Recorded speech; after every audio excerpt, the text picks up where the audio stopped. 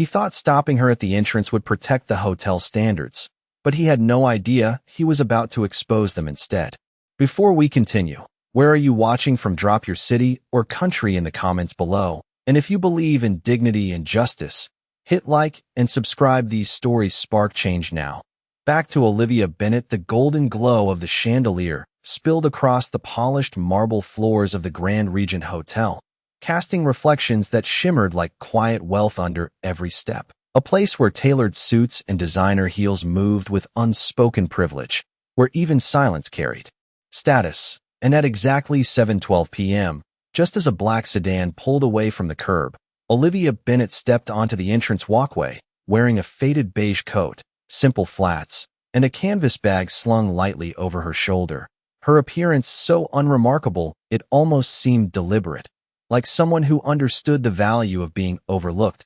The doorman noticed her first, his posture stiffening almost imperceptibly as his eyes traced her from head to toe, calculating, measuring, deciding, and in that brief moment, he made a choice that would ripple through the entire building. "Ma'am," he said, stepping forward with a hand subtly raised, his tone polite but edged with quiet dismissal. "This entrance is reserved for registered guests." Olivia paused, her eyes steady, not offended, not surprised, just observing, as if she had heard those words many times before in many different forms. Around them, a couple an evening where walked past without hesitation, the door opening effortlessly for them, the contrast so sharp it almost echoed. Olivia glanced briefly at the glass doors, catching her own reflection against the glow of crystal light and polished brass, then back at the man blocking her path.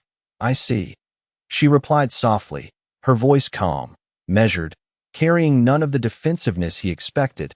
Inside, laughter drifted from the lobby bar, mingling with the faint notes of a piano playing somewhere deeper in the building. A curated atmosphere of exclusivity, the kind that depended not just on wealth, but on perception.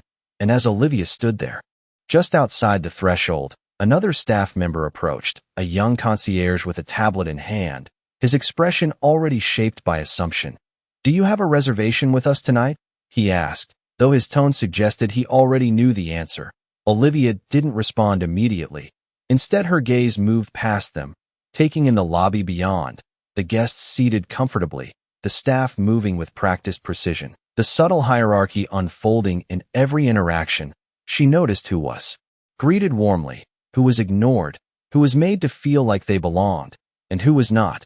And then she looked back at the two men standing between her and the entrance, her expression unchanged, unreadable. "Is this how you usually welcome people?" she asked quietly, not accusing, not emotional, just curious in a way that made the question heavier than it sounded. The concierge shifted slightly, caught off guard, while the doorman cleared his throat, reinforcing his stance. "We maintain a certain standard here, ma'am," he replied, the words rehearsed, polished, and for a brief second, the air seemed to still, as if the building itself was listening. Olivia nodded once, slowly, as if confirming something to herself, then reached into her coat pocket, not in a rush, not with any sign of frustration, just a simple, deliberate movement. And as her fingers wrapped around her phone, her eyes remained steady, calm, almost knowing, because in a place built on appearances, sometimes the smallest action could change everything, and sometimes the quietest people carried the loudest consequences. The concierge forced a polite smile, but the tension in his jaw betrayed the discomfort settling in, because something about Olivia's stillness did not match the situation they thought they understood. She was not pleading, not embarrassed, not even irritated, and that absence of reaction created a quiet pressure that began to spread across the entrance like an unseen shift in the air. The doorman adjusted his gloves, glancing briefly toward the lobby, as if expecting reinforcement from within. But inside, the rhythm of the hotel continued uninterrupted, glasses clinking softly, muted, conversations flowing, a pianist playing a slow, elegant melody that drifted toward the entrance in faint echoes. And yet, right at the threshold, a different kind of silence had begun to form. Olivia pulled her phone from her pocket and held it lightly in her hand, her thumb hovering for a moment before she typed a short message. No urgency, no hesitation, Just a single line sent into the unseen network that connected everything beneath the surface of this polished place. The concierge watched her with growing unease, trying to read her intentions, but finding nothing in her expression to confirm his assumptions. "If you do not have a reservation, I can recommend another hotel nearby," he said, his voice slightly firmer now, as if reasserting control over a situation that felt increasingly unfamiliar. Olivia glanced up from her phone, her eyes meeting his with a calm clarity that made him instinctively straighten. "I am exactly where I need to be," she replied, her tone quiet but certain, the kind of certainty that did not argue. It simply existed. A passing guest slowed near the entrance, sensing the tension, her eyes flicking between Olivia and the staff, curiosity replacing indifference. And then another guest noticed, and another, until a subtle awareness began to ripple outward, not loud enough to disrupt the atmosphere, but strong enough to shift attention. The doorman cleared his throat again, this time louder, his confidence thinning just enough to reveal the crack beneath. "Ma'am, I am going to have to ask you to step aside," he said, though the authority in his voice felt rehearsed rather than real. Olivia did not move. Instead, she slipped her phone back into her pocket, her posture relaxed, almost casual, as if she were waiting for something that had already been set in motion. Inside the lobby, a receptionist paused mid-conversation, her eyes darting toward the entrance as a notification blinked across her screen. She frowned slightly, reading it once, then again, her expression shifting from confusion to concern. She leaned toward a colleague, whispering quickly, and within seconds, the quiet efficiency of the hotel began to falter in subtle ways. A bellman slowed his steps. A manager near the bar glanced at his watch, then toward the front desk, sensing a disturbance without understanding its source.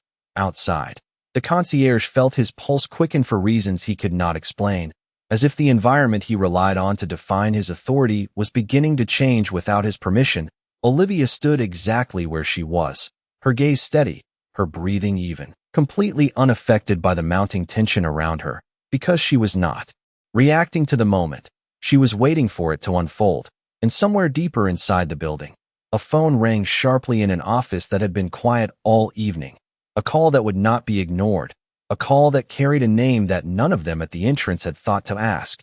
And as the sound echoed faintly through the layers of marble and glass, something invisible but undeniable began to shift, like the first crack in a perfectly polished surface that no one had ever expected to break.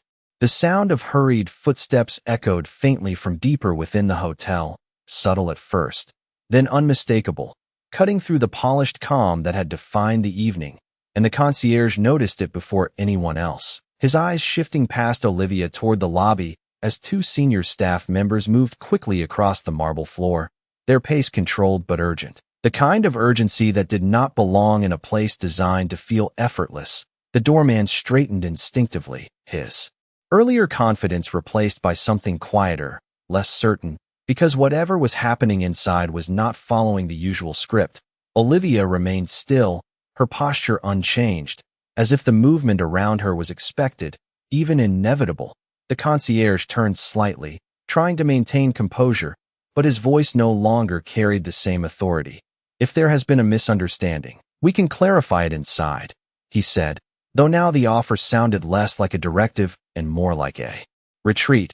Olivia did not respond immediately, her gaze drifting once more toward the lobby where the rhythm had begun to break.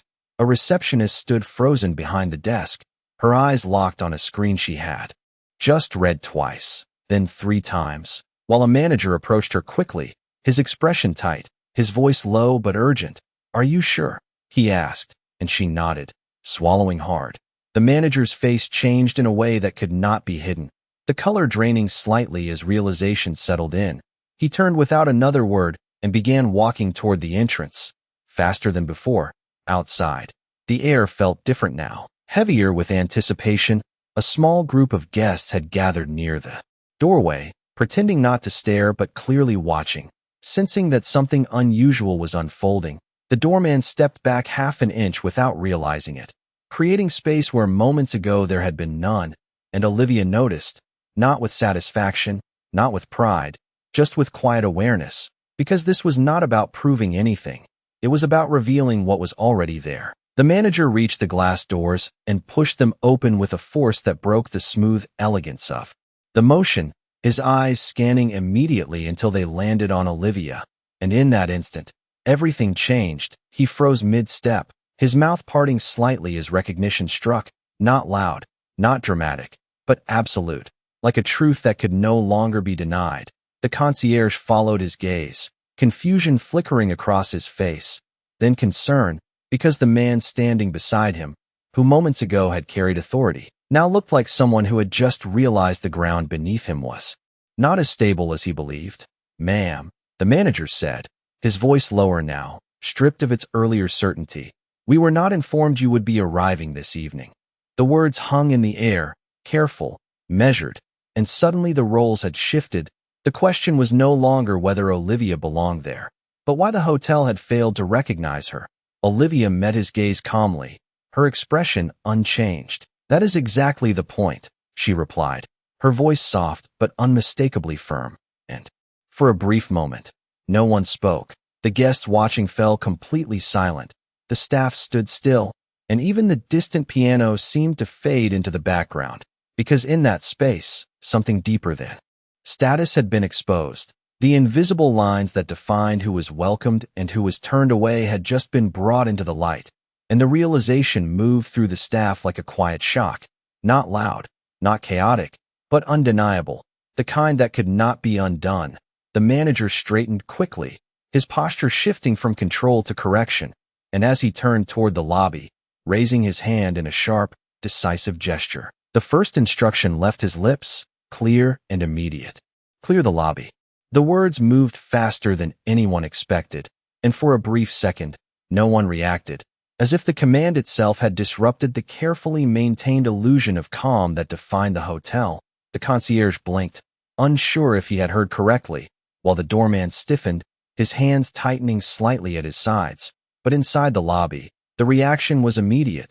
The receptionist straightened abruptly, her fingers moving quickly across the desk console, signaling to other staff members with quiet urgency. A bellman halted mid-step and turned, his expression shifting as he caught the tone in the manager's voice, not loud, not panicked, but absolute. And that was what made it unmistakable. One by one, the staff began to move, not chaotically, but with a precision that carried an undercurrent of tension. Guests were approached politely, discreetly, with soft apologies and gentle redirections. "We will need to assist you to another area for a brief moment," a server said to a couple. Near the bar, her smile steady but her eyes alert, the pianist's melody slowed, then stopped entirely, his hands hovering above the keys before lowering quietly to his lap. Conversations faded into murmurs, then into silence, as awareness spread through the room like a ripple across still water. Outside, the concierge finally stepped aside, not as a gesture of courtesy, but as a response to something he could no longer deny. Olivia remained where she was for a moment longer, watching the shift unfold, her gaze calm, observant, as if she were measuring not the reaction itself, but what it revealed. The manager stood just inside the doorway now, his posture rigid with focus, issuing short, controlled instructions under his breath, each one executed immediately. The polished rhythm of the hotel had transformed into something sharper, more deliberate, and beneath it all, there was a quiet realization taking shape, not spoken, but deeply felt, that this moment was not routine, that this woman they had stopped at the entrance was not simply important, she was consequential. The kind of presence that did not announce itself, but redefined the space around it, a guest. Near the entrance glanced back as he was guided away, his curiosity no longer hidden, his eyes lingering on Olivia as if trying to understand what had triggered such a sudden shift. But there was nothing outwardly dramatic about her, no visible sign of status, no display of wealth, just a quiet composure that now carried a weight no one had recognized before. The doorman lowered his gaze slightly, avoiding direct eye contact, his earlier certainty replaced by a growing awareness of the misstep he had made, and the concierge, standing just behind him, felt a similar realization settle in, a quiet discomfort that came not from being corrected, but from understanding that the judgment had come too easily, too quickly. Inside, the lobby was nearly cleared now. the last guests being escorted toward a side lounge, their voices hushed, their movements subdued, and for the first time since Olivia had arrived, the space beyond the glass doors stood open and still, waiting. The manager took a single step forward, his expression composed but no longer authoritative. "Ma'am," he said, his voice measured with care, "please allow us to welcome you properly." And in that moment, the contrast was complete. The same entrance that had been closed to her minutes ago now stood entirely open, not just physically, but symbolically, revealing more than the hotel had intended. And as Olivia finally stepped forward, her footsteps echoing softly against the marble, the entire space seemed to hold its breath, because respect, once withheld, does not return quietly. It arrives with the weight of everything that should have been there from the beginning. Olivia's footsteps echoed softly as she crossed the threshold, each step measured, unhurried, as if she had walked through countless doors like this before, yet never needing them to open for her to understand their meaning. The marble beneath her feet reflected the chandelier light above, but now that light felt different, no longer a symbol of exclusivity, but a silent witness to everything that had just unfolded. The manager walked slightly ahead, his posture attentive, his movements careful, as though every detail now carried weight. "We sincerely apologize for the misunderstanding," he said, his voice steady but layered with tension, choosing each word with precision. Olivia did not respond immediately, her gaze drifting across the now empty lobby. The absence of guests more striking than their presence had been moments ago. Chairs neatly aligned, tables cleared, staff positioned at a respectful distance, all waiting, all aware. The silence was complete, not awkward, but deliberate, the kind of silence that follows a realization too significant to ignore. The concierge remained near the entrance, watching from behind, his earlier confidence replaced by quiet reflection, replaying every word he had said, every assumption he had made, and for the first time, understanding the cost of it. The doorman stood still, his eyes lowered, no longer guarding the entrance, but standing within it, as if unsure of his place in a space that had shifted so quickly. Olivia stopped at the center of the lobby, her presence anchoring the room, not through authority, not through display, but through something far more powerful, clarity. She turned slowly, her eyes meeting the manager's, and in that brief moment, there was no anger, no accusation, only a calm that made the truth impossible to avoid. "Tell me," she said quietly, her voice carrying across the silent space without effort. "What standard were you protecting out there?" The question landed with a weight that no raised voice could have matched. The manager hesitated, just for a fraction of a second, but it was enough for everyone in the room to feel it, because there was no prepared answer for that, no script that could restore what had already been revealed. His lips parted slightly, then closed again, searching for words that would not come, and in that silence, the reality settled in, not just for him, but for every staff member present, that the standard they had enforced was not about service, not about professionalism, but about perception, about assumptions made in seconds, about judgments that required no evidence. Olivia held his gaze, steady, unwavering, not demanding, but allowing the moment to unfold, and as it did, something shifted again, not in the room, but within the people standing in it. A recognition that respect is not something that can be corrected after the fact. It must be present from the beginning, or it is not respect at all. The manager finally lowered his head slightly, a gesture small in motion but significant in meaning. "We failed," he said quietly, the words simple, unembellished, and for the first time, completely honest. Olivia nodded once, not in approval, not in satisfaction, but in acknowledgement, because the truth, once spoken, does not need decoration. She glanced briefly toward the entrance where she had been stopped just minutes earlier, then back to the manager. "Standards reveal more about you than your guests," she said softly, the words settling into the silence like a final note, and no one moved, no one spoke, because in that moment, there was nothing left to defend, nothing left to explain, only the quiet understanding that what had happened would not be forgotten, not because of who she was, but because of what had been exposed. And as the chandelier light continued to shimmer across the marble floor, the entire room stood still, holding on to a lesson that could not be unseen. Because that night, in a place built on appearance, dignity had walked in quietly and left behind something far more powerful than status, a standard that no longer needed to be announced, only remembered. The silence did not break immediately.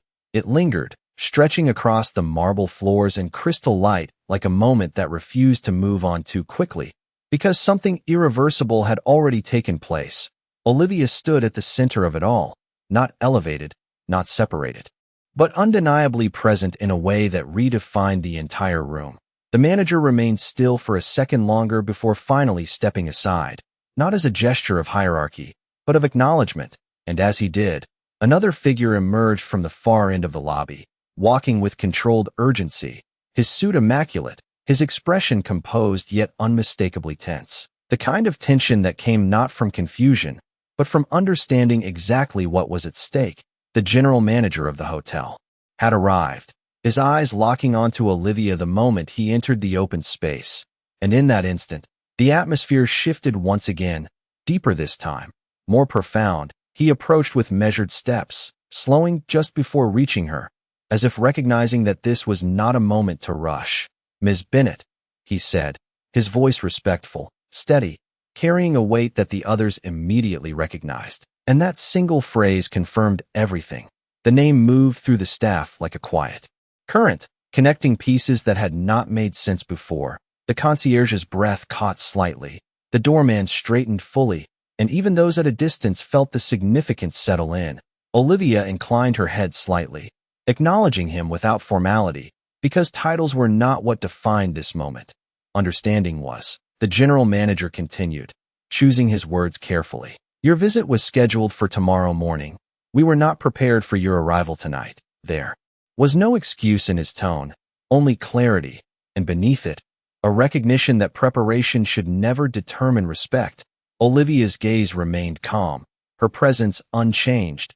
"Preparation reveals priorities," she replied softly, and the statement did not accuse, it revealed, and in doing so, it left no room for deflection.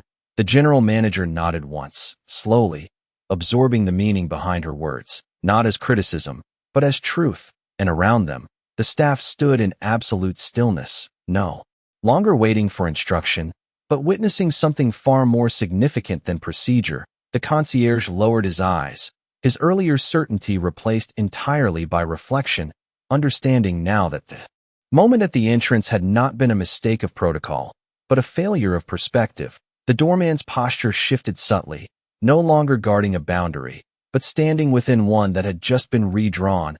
Olivia turned slightly, her gaze sweeping across the room, taking in every detail, every person, every silent realization unfolding in real time. And for a brief moment, no one moved, because they understood that this was not about correcting a single action, it was about confronting a pattern that had gone unquestioned. The general manager stepped back half a pace, signaling quietly to the staff without words, and one by one, they straightened, not in performance, but in awareness. The lobby remained cleared, not because it had been ordered, but because it had become necessary, the space itself holding the weight of what had been exposed. Olivia paused, then took a single step forward, her movement simple, unhurried, yet it carried a gravity that none of them could ignore. Because in that step, there was no demand, no expectation, only presence, and presence, when grounded in truth, does not need to assert itself to be felt. The chandelier light continued to shimmer above, but now it illuminated something different, not luxury, not status, but clarity. And as Olivia walked slowly across the silent floor, every eye followed, not out of obligation, but out of recognition, because they were no longer seeing what they expected to see, they were seeing what they had failed to see before. And in that moment, the entire hotel stood still, not in fear, not in confusion, but in understanding, the kind that does not fade when the moment passes, the kind that stays, reshaping every choice that follows. Because once dignity reveals itself, it cannot be ignored again. Olivia's steps carried her past the center of the lobby, each movement quiet yet deliberate, as though she was not walking through the space, but through the decisions that had shaped it. The general manager followed at a respectful distance, his presence no longer leading, but aligning, and the staff remained where they were, still and attentive, no longer reacting, but absorbing, because something deeper than protocol had taken hold. Olivia stopped near the reception desk, her fingers brushing lightly against the polished surface, not out of curiosity, but familiarity, as if she had known this place long before anyone in the room had ever seen her. The general manager stepped closer, his voice lowered, careful. "We would like to arrange a private suite immediately, along with anything you may need during your stay," he said, the offer precise, practiced, yet now carrying a different intention, one that extended beyond service into restoration. Olivia turned her head slightly, her gaze moving toward the entrance again, where the concierge and doorman still stood, their posture unchanged, yet their understanding entirely transformed. "Before we discuss accommodations," she said softly, "tell me what you see when someone walks through that door." The question was simple, but it did not seek an answer for her benefit. It revealed something for theirs. The general manager paused, the weight of the question settling in, because there was no acceptable answer that could erase what had already happened. His eyes lowered briefly, then lifted again, not to defend, but to acknowledge. "We should see a guest," he replied, his voice quieter now, stripped of formality. And for a moment, that was enough, not because it fixed anything, but because it marked a shift. Olivia nodded slightly, her expression unchanged, yet something in the room eased, not outwardly, but internally, as if a truth had been recognized without resistance. She took another step forward, her presence moving with quiet authority toward the elevators, the general manager signaling subtly for the doors to be prepared, the soft chime of the system responding almost instantly. But Olivia did not enter. Instead, she stopped again, turning back toward the staff, her eyes steady, meeting theirs one by one, not with judgment, but with clarity, the kind that could not be misunderstood. "Standards are not what you announce," she said, her voice calm, carrying across the stillness without effort. "They are what you practice when no one is watching."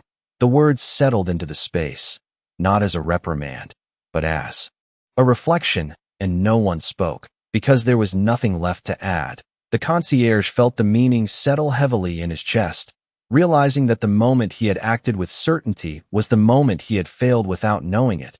The doorman remained still, his gaze no longer lowered in discomfort, but lifted in quiet awareness, as if seeing the doorway differently now, not as a barrier, but as a responsibility. The general manager inclined his head slightly, not in obligation, but in agreement, understanding that what had just been said would carry further than any policy. Olivia turned once more, stepping into the waiting elevator, the doors sliding open with a soft whisper, and as she entered, the entire room remained still, no movement, no sound, just the lingering presence of a moment that had reshaped something fundamental. The doors began to close slowly, and just before they did, Olivia's reflection caught briefly in the mirrored surface, calm, composed, unchanged.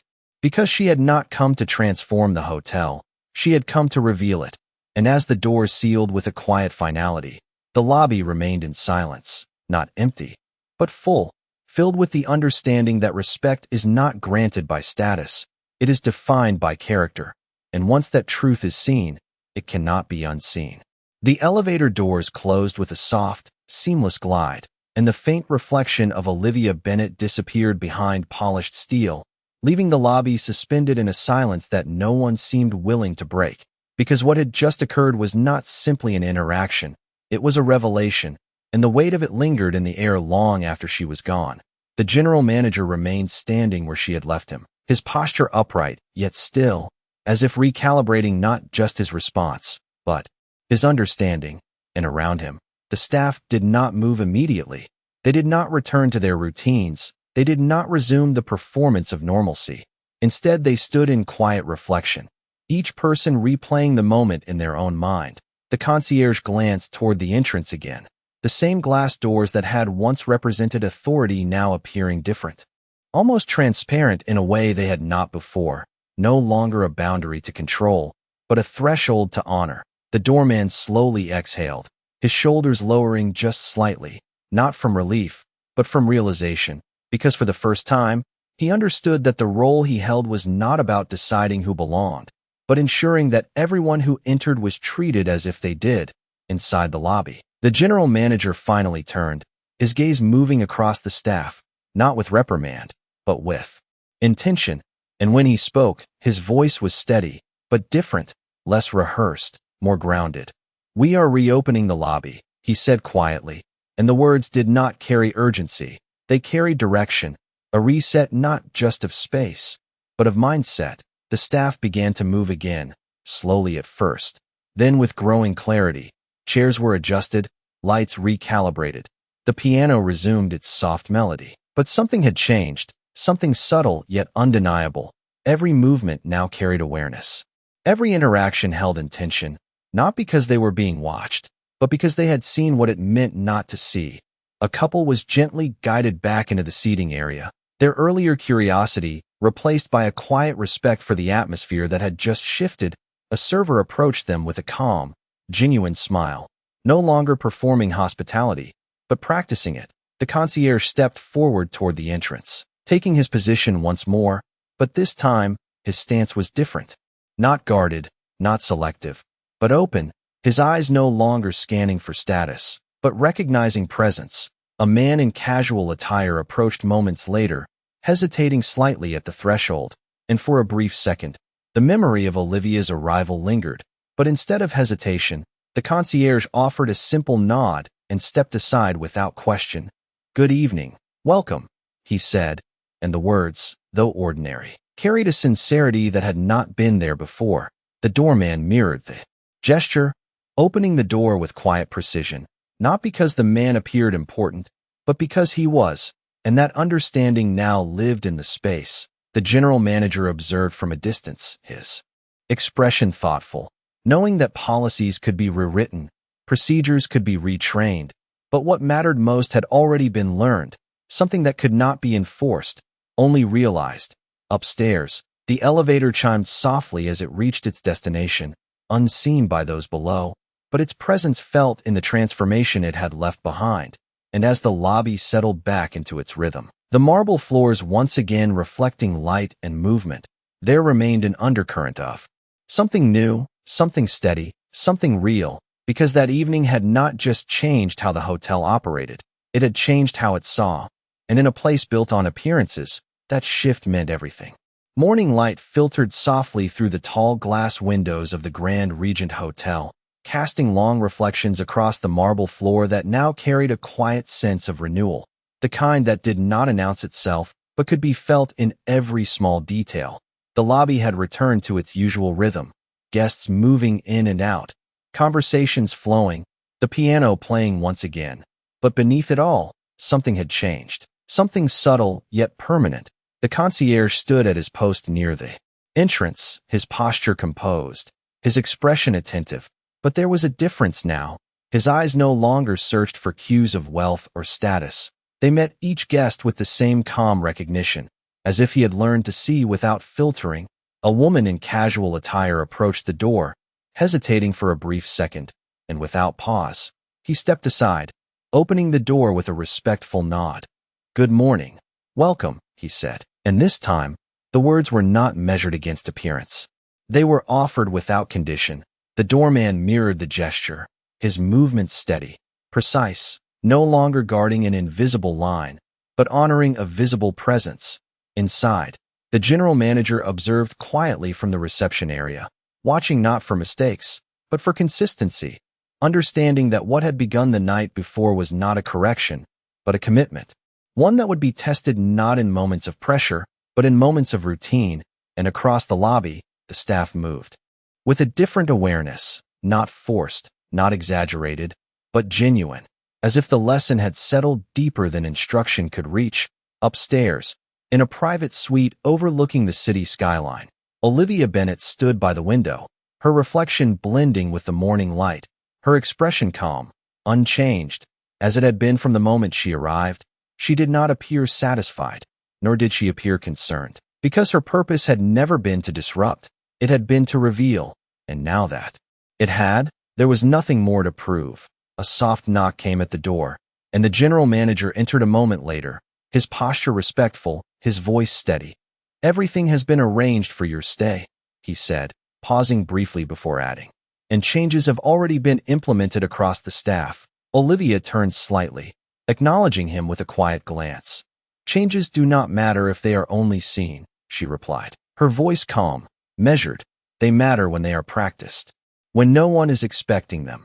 The general manager nodded, not out of agreement alone, but out of understanding, because he knew that what had happened in the lobby would not be remembered for the disruption it caused, but for the clarity it brought. He stepped back, offering a final nod before leaving the room, and as the door closed behind him, Olivia returned her gaze to the city beyond the glass, the world moving as it always had, unaware of the quiet shift that had taken place inside one building. And yet, that shift mattered, because it would ripple outward, not loudly, not dramatically, but steadily, through every interaction that followed. Back in the lobby, a young employee paused as a guest approached. For just a fraction of a second, the old instinct flickered, the quick assessment, the silent judgment, but it faded just as quickly, replaced by something stronger, something learned, and with a calm breath, he stepped forward, offering a simple, genuine welcome, the same for everyone, no exception, no hesitation. And in that moment, the lesson held, not because it had been taught, but because it had been understood. The chandelier above continued to cast its light across the room, but now it illuminated something more than luxury. It revealed consistency, dignity, and a standard that no longer needed to be enforced, only lived. And somewhere within that quiet continuity, the truth remained, steady and unshaken, that respect is not defined by who stands before you, but by who you choose to be when they do.